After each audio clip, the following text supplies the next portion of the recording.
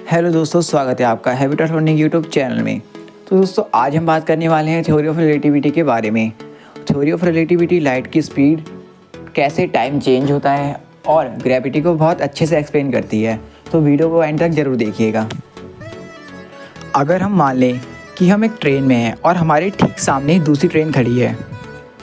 अब अगर सामने वाली ट्रेन हमारे अपोजिट साइड में चलना स्टार्ट कर दे तो हमारे लिए बताना बहुत मुश्किल होगा कि हमारी ट्रेन चल रही है या सामने वाली, जब तक हम दूसरी तरफ ना देखें। इससे हमें ये पता चलता है कि मोशन रिलेटिव होता है, अर्थात अगर रिलेट करने के लिए कुछ भी ना हो तो हम मोशन में हैं या नहीं, यह बताना बहुत मुश्किल होगा। चलिए अब जानते हैं रिलेटिव रेस्ट क्या होता है।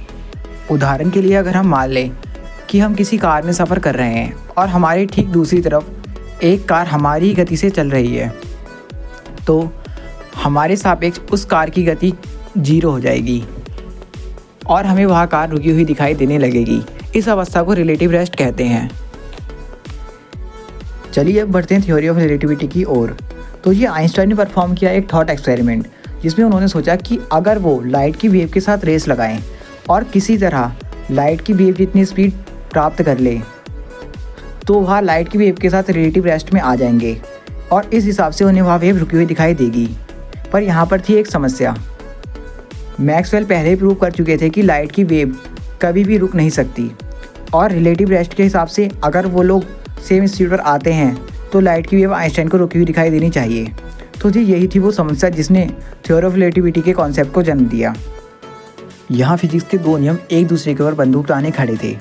अगर इनमें से किसी एक को भी सही माना जाए तो दूसरा अपने आप गलत हो जाएगा। आइंस्टाइन ये जानते थे कि ये दोनों के दोनों नियम बिल्कुल ठीक हैं।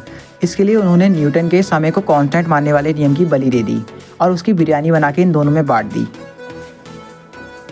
जिसके लिए आइंस्टाइन ने लाइट की स्पीड को कांस्टेंट माना। जिस हिसाब से अगर वो लाइट की वेव के साथ रेस लगाते हुए लाइट की स्पीड प्राप्त भी कर लेते हैं, तब भी लाइट की वेव उन्हें लाइट की स्पीड से ट्रैवल करती हुई दिखाई देगी। यानी आइंस्टाइन का टाइम स्लो हो जाएगा लाइट की स्पीड के नज़रिए से। अर्थात अगर हम लाइट की स्पीड के करीब पहुंचते जाएं तो हमारा समय स्लो होता जाएगा। यानी स्पीड का यूज़ करके समय को बदला जा सकता है। तो क्या हम टाइम ट्रैवल के करीब हैं? ऐसा क्या जानते थे आइंस्टाइन जिससे उन्होंने सबको हिला के रख दिया? जानेंगे अगली वीडियो में। तब तक के लिए ज़रा बैठ के कभी अकेले सोचना तो तुम, ज़रा बैठ के कभी अकेले सोचना तो तुम, क्या बात उनमें है जो एक दिन कुछ कर दिखाते हैं।